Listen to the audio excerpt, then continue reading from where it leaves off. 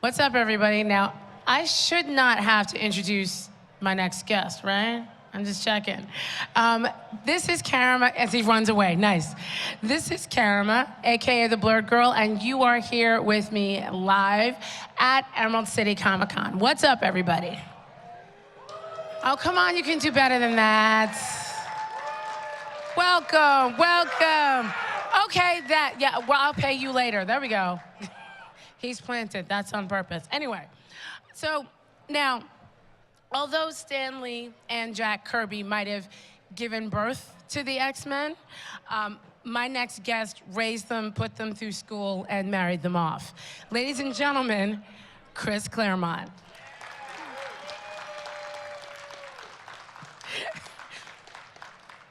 We married no one before their time. That's true. Am I on? Yes, you are. Okay. Welcome, thank you so much for joining us. Oh, my pleasure. Now, there was a recent documentary that you did about the X-Men. He doesn't like himself in that documentary. How many people who saw that? Like, I thought it was fascinating learning about the work you did behind the scenes on the characters, and actually the relationship between you, Jim Shooter, Louise Simonson. What was that like, that creative team at that time? Fun, basically. Because the unique thing about the X-Men, but also Marvel at that time, was we were a small, punk-ass company with no pretensions and nothing to lose, and we were just having a good time. So while we took the craft seriously, we tried not to take ourselves seriously. And we just wanted to see what we could do and how we could do it, and in the process, what we could get away with. But without thinking in terms of, what does the audience want? We didn't care. We figured the audience would want good stories, great art, wonderful characters, people you could fall in love with that we would immediately put through hell. Right, or as in the case of Phoenix, kill. It was a dirty job, but someone had to do it. So the question I have for you actually is about that. Also in the documentary, you talked about how, or it was revealed, that not everybody knew that you were going to kill that character. Including us. What was Jim Shooter's reaction when you came to him with that? Well, the reaction wasn't that to killing her. The reaction was to her action, which John Byrne had conceived of as a throwaway moment to show just how beyond human reality Jean had gone, which is she just sailed across the universe from one galactic cluster to the next, and she was hungry. So I need a bite to eat, so she just grabbed the nearest star and ate it. Right, so Jean Grey needed a snack and killed 6 billion people.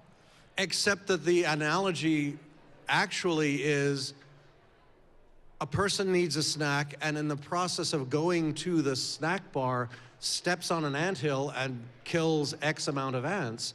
Right. The human doesn't think in terms of the devastation that is being caused to the ant community. They're just ants. At that point, Jean, in realistic terms, was as far above sentient humanity as sentient humanity might be among primal amoeba. So it never occurred to her, because her abilities were at the point where whatever she desired instantly came to pass, the moral consequences of which were a step behind her. Mm-hmm.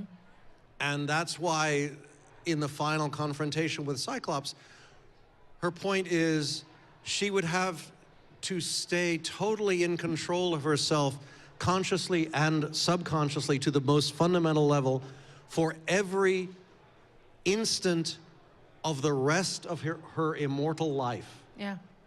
In other words, she suddenly realized that she had become the next best thing to God, and she hadn't read the job description, and no one had asked her if she wanted it or not. She was just stuck with it, and she couldn't do it. Was she your favorite character, or do you have, I mean, I know this is like asking you which is your favorite child, but do you have a favorite X-Men character? Do you? I do, actually. And it is Storm, but I didn't like Storm at first. I liked Wolverine first.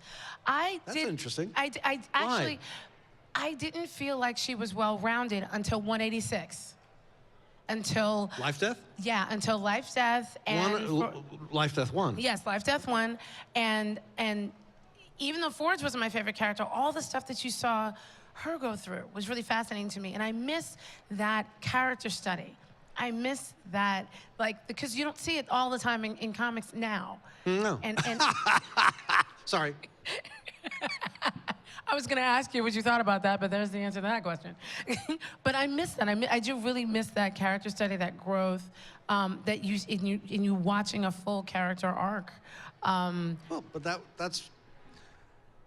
Isn't it much more fun if you're reading a comic, if you're reading a story, if you're watching a movie, if the characters you watch are relevant and interesting and fun, and you actually care about them?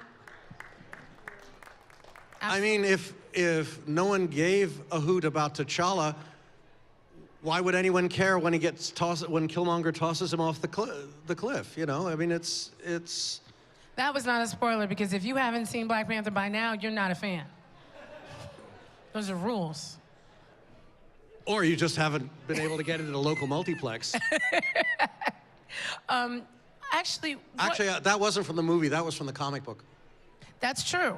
That's true. You're right. You're right. You're absolutely right, because that's where it started. That's where it happened. Yep.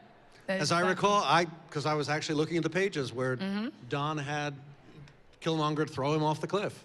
Absolutely. Now, actually, you mentioned, going back to the comics, you mentioned John Byrne earlier, but who was your favorite artist? John Byrne, Bill Sienkiewicz, Dave Cockrum? I mean, there's so many. Again, picking a child? Well, no, I mean, on a fundamental, the most primal and fundamental level, my favorite artist for the X-Men was always Dave Cockrum. Okay. Because without Dave Cockrum, there would be no new X-Men.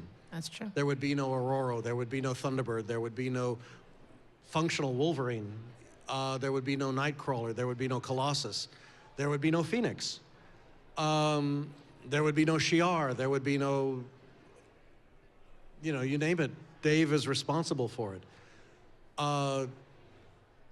John built off of his foundation, and then Dave came back and built off of the addition that John had put onto what he had done originally. But this all came out of Dave's and Len Wein's, and to an extent my head. And that's, you know, that's where whatever you say about the X-Men, past, present, or future, it all grows from Dave's visual concepts. What did you think, what do you think when you see movies like Logan? Thinking about like the characters that you've created, and I'm just using Logan as one, but any of the X-Men films. Almost there. Interesting. Well, because, forgive me, I'm a writer, I have a certain measure of ego, and my attitude has always been,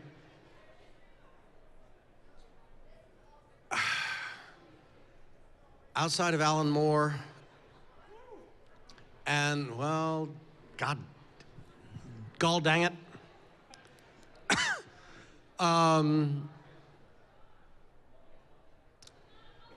I hated all the creative decisions Grant Morrison made on New X-Men, and yet I couldn't stop reading it, which is a mark of a brilliant writer. Yep. Same with Alan. But my attitude with the X-Men is, like it or not, I haven't seen anyone in the... I don't want to cut you off, but you got 10 seconds. Okay, I haven't seen anyone write it better than me. And there you have it. Thank you so much for joining us. I appreciate it. Thank you, guys. That was an ending.